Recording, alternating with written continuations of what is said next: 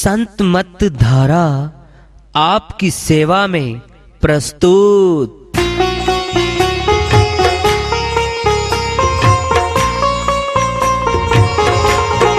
जो चाहता है प्रभु प्यारा, वो आओ संत मत धारा। भक्ति भेद बता कर सारा, वो कर दे भव के पारा।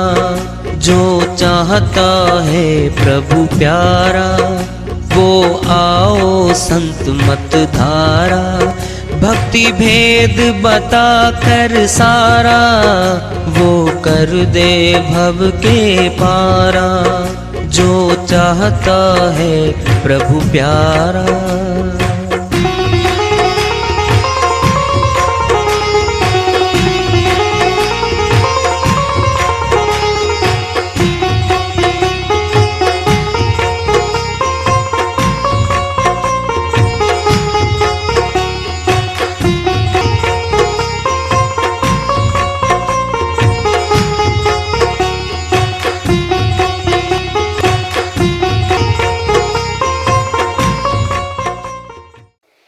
परम पूज्य सदैव स्मरणीय सदगुरु साहिब की जय हो। सतनाम साहिब सर्व संतों की जय हो। उपस्थित आदर के योग प्रभु प्रेमी एवं जिज्ञासु आत्माओं, हम सभी पूर्ण पिता परमात्मा सभी श्रेष्ठों के रचनहार कुल मालिक, हम सब के जीवन का आधार, उनकी महिमा को सुनने के लिए एकत्रित हैं। मेरी सभी से अर्ज है कि मैं कोई जगत गुरु नहीं, कोई महाराज नहीं, कोई महामंडलेश्वर नहीं। मैं केवल सभी संतों की चरणों की धूल हूँ और आपका भक्ति मार्ग में सहायक हूँ। मैं अपनी सीधी साधी टूटी फूटी भाषा में, संदूकड़ी भाषा में भक्ति भेद के गुड़ रहस्यों को उजागर करने वाले विचार आपके समक्ष रख रहा हूँ। यदि अच्छे लगें अपनाएं, नहीं तो गैर जरूरी समझकर विसार दें। जिस आत्मा के कारण ये सब कुछ बनी हुई थी, उसी आत्मा को न जानते, न पहचानते, न देखते। अपने अंदर है वो, बाहर तो है ही नहीं कुछ भी। कैसी विडंबना है मनुष्य की। जो खुद का नहीं हुआ वह दूसरों का क्या बनेगा। जो पढ़ाई लिखाई शिक्षा खुद के काम नहीं आ रही है, क्या बनाओ शिक्षा का।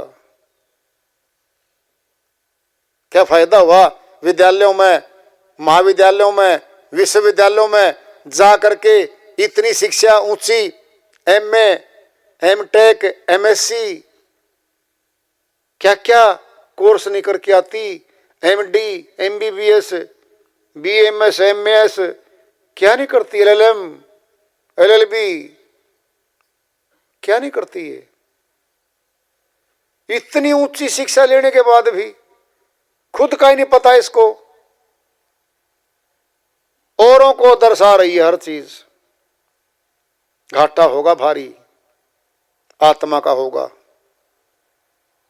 शरीर का घाटा नहीं है, शरीर तो ही छूट जाएगा। शरीर में रखा सामान भी ही छूट जाएगा। शरीर के द्वारा कमाया गया जितना धन था, जायदाद थी, संपत्ति थी, ये छूट जाएगी। भार तो पाप कर्म का, पुण्य कर्म का आत्मा पे गया। आत्मा गुलाम है अपने कर्म की। मजा लूट बंदे तो गुरु बंदगी का, नहीं है भरोसा जरा जिंदगी का। सामान 100 वर्ष का, पल की खबर नहीं। कहने को तो 100 वर्ष की आयु मान बैठे मनुष्य, और भाग भी कर लिया। 25 वर्ष में शादी, 50 वर्ष तक गृहस्थाश्रम, बच्चों की शादी करके फिर वानप्रस्थ, फिर सन्यासी योग। चारों हिस्सियां बांटे बैठा। एक पल की खबर नहीं कब मौत आ जाएगी। सब योजनाएं धरी की धरी पड़ी रह जाएंगी। कह रहे हैं वो, लगाए मोहब्बत के सुंदर बगीचे, क्या प्यार है परिवार में। दांत काटी रोटी भाइयों की, भाई बहन का प्यार, पति पत्नी का प्यार, माता पिता का बच्चों से प्यार, सब मोहब्बत का सारा बगीचा लगाया। ये मेरे हैं, ये मेरे फला हैं। अहंकार भी करता है इन पे। जब ये शिक्षा में टॉप आते हैं, इनाम जीत के लेके आते हैं, कुश्तियों में, स्पोर्ट्स में, खेलों में मेडल जीत के आते हैं, सारा परिवार खुश होता है, मिठाइयां खाता है, नाचना गाना करता है। ये जिस आत्मा के लिए आया शरीर, उसके लिए तो कभी विचार भी नहीं करता। सजाए मोहब्बत के सुंदर बगीचे, लगाए सजाए हैं भवन, बिछा के गलीचे। बड़े बड़े भवन, कोठियां, बंगले, आलीशान भवन, क्या लकड़ी का काम, क्या फर्श, क्या टाइल, क्या पत्थर, सामान भरा। बड़े बड़े सोफा सेट, डाइनिंग सेट, सब सामान भरा। अलग अलग कमरे सोने के, सबके मेहमानों के अलग कमरे, गलीचे बिछाए, लोगों को बुलाया बहाना दे के, बच्चे का जन्मदिन मना रहा हूं जी, आ जाओ, मकान दिखाना है, अपनी शोहरत दिखानी है। मैं कीर्तन करवा रहा हूं, मैं जगराता करवा रहा हूं, आओ लोगों, देखो मेरे भवन को, देखो मेरी लंबी चौड़ी गाड़ी को, देखो मेरे घरवाली के गले में कितने लाख के जेवर पड़े हैं, हाथों में चूड़ियां, कड़े पड़े हैं, देखो तो। ये दिखाना चाहता है, वाही वाही लूटना भी चाहता है। लोग बड़ाई करेंगे इसकी, वाह जी वाह, 10 साल में आपने इतना कमा दिया, इतनी कोठी, तुम्हारा पिताजी तो बहुत गरीबी में गया था, किराए के मकान में रहता रहता जिंदगी पूरी कर गया था, तूने आलीशान भवन बना लिया, कितने महंगे महंगे जेवर तुम्हारी पत्नी के गले में है, हाथों में महंगे कड़े चूड़ियां पड़े हैं।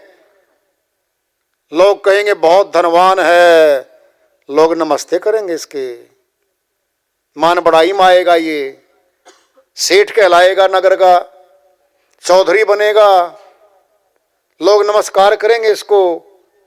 ये मनुष्य चाहता है इसकी जय बोलने वाले हों। जय जयकार मनुष्य तब करता है स्वार्थ के अधीन। ऊंचा अधिकारी हो, राजनीतिक में ऊंचा पद हो, मंत्री हो, लोगों के काम कर सकता हो, चारों तरफ संसारी मक्खियों की तरह भिन भिनाते फिरेंगे उनकी तरफ। गुड़ पे मक्खी बैठती है, मक्खी भी 2 प्रकार की हैं, सुन लो ध्यान से। मधुमक्खी है, एक साधारण मक्खी है। मधुमक्खी क्या करती है? फूल पे बैठती है, सुगंध की चीज है, मकरंद इकट्ठा करती है और छत्ते में शहद जमा करती रहती है। शहद तमाम दवाइयों में काम आता है, मनुष्य के भी काम आता है। घी से भी बहुत अच्छी वस्तु, अच्छी शक्ति बताते हैं उसमें, कोई शुगर नहीं और मीठा है, प्राकृतिक है ये, प्राकृतिक। मनुष्य जितना मीठा पैदा करेगा, गन्ना बनाए, गन्ना लगाए, गुड़ बनाएगा, शक्कर बनाएगा, खांड बनाएगा, चीनी बनाएगा, आर्टिफिशियल सारा का सारा। खाद डालेगा, दवाई डालेगा, मिलावट हो जाएगी, प्योर वस्तु आती है नहीं। आज भी पशु हैं, 84 के जीव हैं, मधुमक्खियां, कोई मिलावट नहीं करती, जो का तो मिलता है। हाँ, मनुष्य करता है आजकल, मधुमक्खियों के फार्म हाउस खोल दिए। श्रीमान जी चीनी डाल के आता 10 किलो,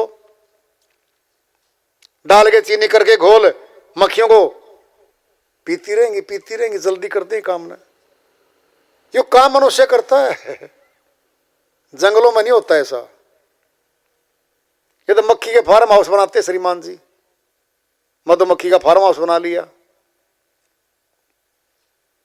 मक्खी है, फूल पे बैठती है, कितना साफ फूल है, सुगंधित है, कितना बढ़िया है, शहद कितना कीमती है।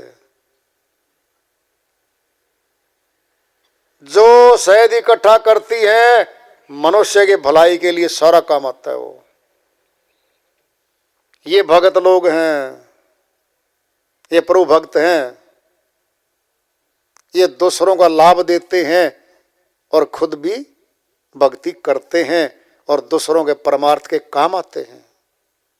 एक होती साधारण मक्खी, गंदगी पर बैठती है, घरों में हजारों मक्खियां भिन भिनाती रहती हैं। अस्पताल में जाओ मक्खियां मक्खियां, बस अड्डे पे मक्खियां मक्खियां, रेलगाड़ी में मक्खियां मक्खियां, खेतों में मक्खियां मक्खियां, घरों में मक्खियां मक्खियां। और जो दुकानदार हैं, जितने भी दुकानदार हैं करियाने के, मक्खियां मक्खियां। हलवाइयों की दुकानों पे मक्खियां मक्खियां, मिठाइयों पे मक्खियां मक्खियां, अनंत मक्खियां संसार में पड़ी है। गंदगी पर बैठती हैं और बीमारी फैलाती हैं। वो बीमारी, संक्रमण की बीमारी फैलाने में मक्खी का पूरा हाथ है। संक्रमण फैलाने में संक्रामक रोग लगा देती हैं मक्खियां। भरा पड़ा संसारी मक्खियों का। ऐसे ही संसारी लोग हैं जो भक्ति नहीं करते। यही लोग भिन भिनाते रहते हैं, पार्कों में, अस्पतालों में, बस अड्डों पे, घरों में, बाजारों में, यही पड़े हैं सारे भरे हुए। संक्रामक रोग लगाते हैं, निंदा का, तानाकसी का, गाली गलौज का, झगड़े का, यही लगाते हैं। 5, 10, 20 बीमारी तो ये लगाते हैं रोज। और बीमारियों के बाद फल मिलते हैं, झगड़े होते हैं, कचहरी, कानून, जेलें इन्हीं के लिए बनी है, इन्हीं के लिए बनी है। मधुमक्खी, सत्संगी भाई, भगत, भक्ति करने वाले बहुत कम हैं। 1000 पेड़ देखोगे, एक शहद का छत्ता मुश्किल से मिलेगा। हजारों पेड़ों में एक आदमी मिलेगा, एक जगह बैठा कहीं। और ये मक्खियां, ये तो हर जगह भिन बनाती रहती हैं। रेलगाड़ियों में ओवरलोड, बसों में सीट 60, सवारी 80, आधे खड़े धक्कम धक्का। कंडक्टर के भी पैर कटते या काटता गलोंगे टिकट काटते समय। ये है संसारी लोग, ये बीमारी फैलाने वाले लोग। फिर इन्हीं की बस्तियों में सत्संगी भाई बहन रहते हैं। मक्खी तो शहद की भी है और मक्खी साधारण भी है, कहला तो मक्खी रही है। ये मनुष्य कहला रहे सारे। भक्ति करने वाले भगत भी मनुष्य हैं, संसारी भी मनुष्य हैं। अंतर बहुत है, करनी का अंतर है, करनी का। सजाए हैं भवन बिछा के गलीचे, नहीं काम आता ये किसी आदमी का। कब तक काम आएंगे ये महल, झूमर, लाखों लाखों रुपए के छत में झूलते हुए भिन्न भिन्न लाइटों के झुमके, झूमर, शोकेशों में सजे हुए लाखों रुपए के इंस्ट्रूमेंट, क्या काम आएंगे इसके? मर के जा रहा, छोड़ के जा रहा सारा का सारा। मौका मिला था प्रभु भक्ति करने का, आत्मा को आजाद करके मुक्ति धाम ले जाने का, ये आत्मा को बंधवा रहा उल्टा। पहले के बंधन पड़े वही काट ले, अब नए बंधन क्यों लगा रहा इस पे? मानता नहीं है मनुष्य। बहुतायत ऐसे लोगों की रहती है, उन्हीं का जोरा गोरा रहता है संसार में, उन्हीं की नकल करके, उन्हीं के प्रभाव में जीव आत्मा इस संसारी कर्मों करके करते करते मर जाता है, शरीर मर जाता है, आत्मा नहीं मरती। आत्मा अमर है।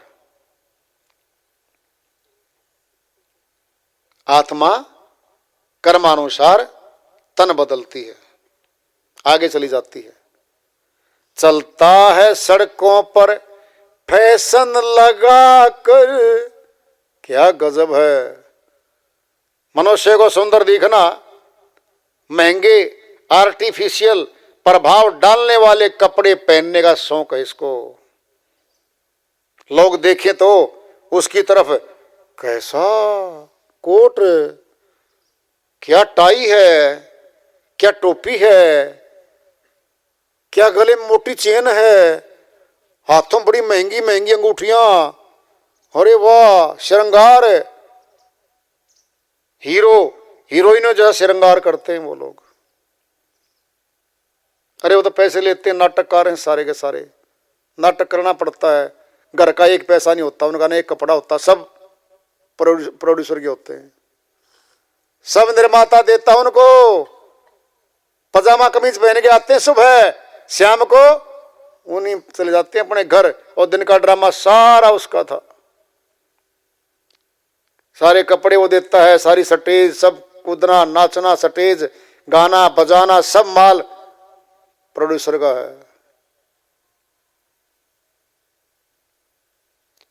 तन के चलता है ये, चलता है सड़कों पर फैशन लगाकर, अकड़ता है तन को, कभी हाथों को घुमाता है, कभी गर्दन को झुकाता है, कभी ऐंठ के चलता है, कभी चौड़ा हो के चलता है गलियों में, महिलाओं को वृद्धों को धक्का मार देता है जवान। ओह दिखा नहीं, दिखा तो था, तेरी जवानी का क्या पता, अब जवान हुआ है, ढल जाएगी जवानी, गर्द हो जाएगा, झुर्रियां पड़ जाएंगी, चमकता दमकता चेहरा काला पड़ जाएगा, काला। इसी जन्म में होगा सारा कुछ, सब दिखेगा। फिर बचपन के फोटो उठाएगा, पोते के सामने, पोता लेके आ मेरी शादी वाली एल्बम, देख पोता देख मेरे दादाजी, ये कौन है? दादी जी है, इतनी सुंदर थी दादी जी। दादाजी ये आदमी बहुत जवान है, ये कौन है? अरे मैं हूं, आप तो हो ही नहीं सकते। बच्चा है 7-8 साल का, समझ को है नहीं। दादाजी ये आदमी बहुत जवान है, सुंदर है, तो आप देखो तो, आपका चेहरा नहीं मिलता इसके साथ, चेहरा बिगड़ गया। दादा बताएगा पोते को, अरे मैं ही हूं, देख नाम लिखा है।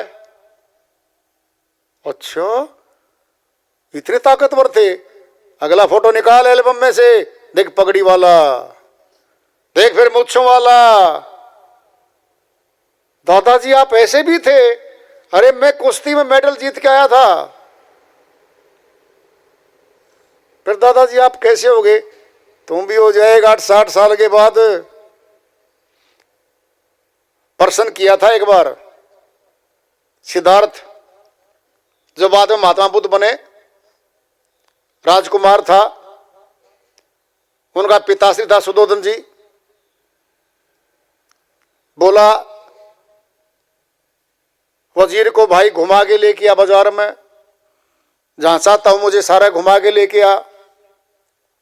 निकलता है, जब चलता है तो देखता है कीजिए वृद्ध। कहता है सबको होना पड़ेगा वृद्ध, सबको बूढ़ा बनना पड़ेगा, मुझे भी। हाँ जी, आप भी बनोगे।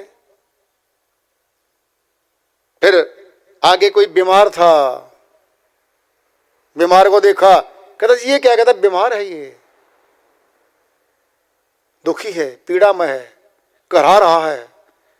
कहता मुझे बीमार होना पड़ेगा? कहता बिल्कुल, जो शरीर लेके आया है मैं बीमार भी होगा। आगे मुर्दा जा रहा था, प्रश्न करते सिद्धार्थ जी रथवान से, कहते ये क्या है? कहता मर गया। कहता मुझे मरना पड़ेगा? बिल्कुल मरना पड़ेगा, मौत होगी। चौथे पे आगे साधु जा रहा था, भक्ति करने वाला, फक्कड़ मौज में जा रहा था। कहता ये, कहता फकीर है, ये साधु है, ये मस्त है, ये मस्ती में रहता है, पर वो भक्ति करता है। यही चार चीजें देखी थी सिद्धार्थ ने, चुन लिया। साधु, फक्कड़, मस्त, कोई चिंता नहीं। 32 वर्ष की आयु में धर्मपत्नी यशोधरा, पुत्र राहुल 3-4 साल का था। रात को ही निकलता है घर से, महल छोड़ रहा है, राजा का राजकुमार का पद छोड़ रहा है, सुख साधन छोड़ रहा है, साधारण कपड़े पहन के निकल जाता है खोज में। बहुत साधुओं को मिलता है, साधुओं को, बाबाओं को, मंत्र मारों को मिलता है, चलता रहता है खोज में। चलते चलते काफी समय बीत जाता है, सच्चा भेद बताने वाला कोई मिलता नहीं है। एक वट वृक्ष के नीचे बैठ जाता है, कहता मैं तो व्रत रखूंगा पर भोजन नहीं करूंगा। हट करता है, या तो मालिक मुझे आकर के ज्ञान दे दो, नहीं मैं शरीर त्याग दूंगा, भोजन नहीं करूंगा। कहते हैं कि 1 मुट्ठी चावल की कैपेसिटी बच गई थी उसकी,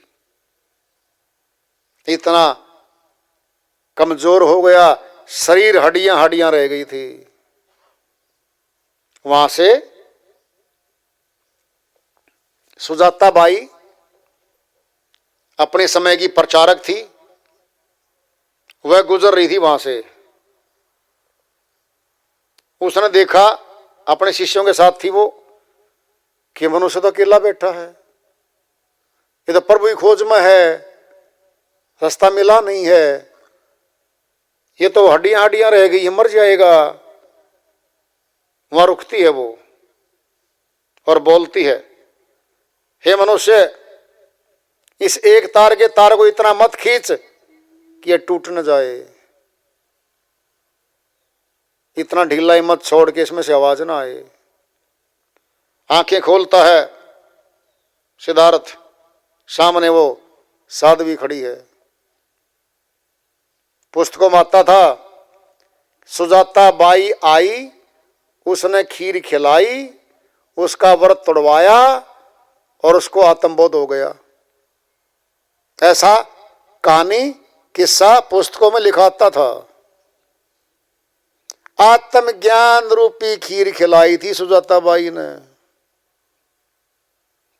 अगर बाहर की खीर खिलाने से फिर आत्मबोध कैसे हो गया उसने? कर लो प्रश्न पैदा। फिर बाहर की खीर तो घर पर खाता ही था वो, कोई भी खिला दो।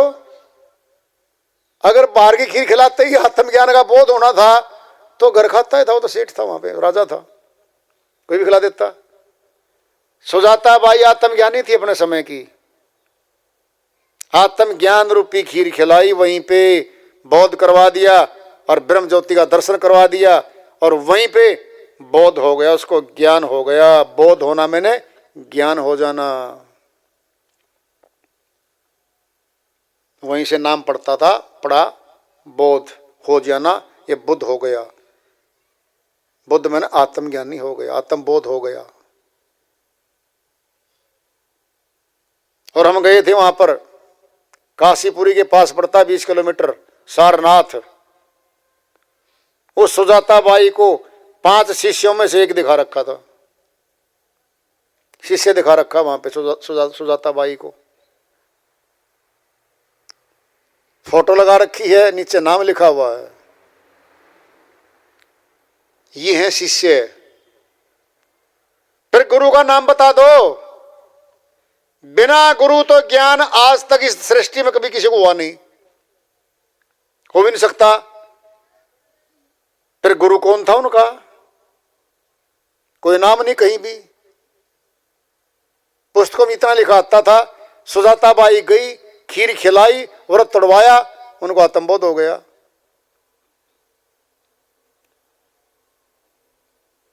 तो जो सिद्धार्थ ने देखा इस संसार में व्यर्थ होना पड़ेगा, बीमार होना पड़ेगा, मरना पड़ेगा, ये तो बड़े दुख हैं, बड़े कष्ट हैं, निकल गया खोज में। आज बहुत देशों में बौद्ध धर्म का प्रचार है। जहां से निकला था बौद्ध मत हिंदुस्तान भारत में से, वहां बहुत थोड़ा प्रचार है। चीन, जापान, बर्मा, सुमात्रा, इंडोनेशिया, दूर तक फैल गया, बहुत दूर तक चला गया। नेपाल, जापान, दूर तक फैला हुआ है बौद्ध धर्म, मठ बने हुए हैं बौद्ध धर्म के।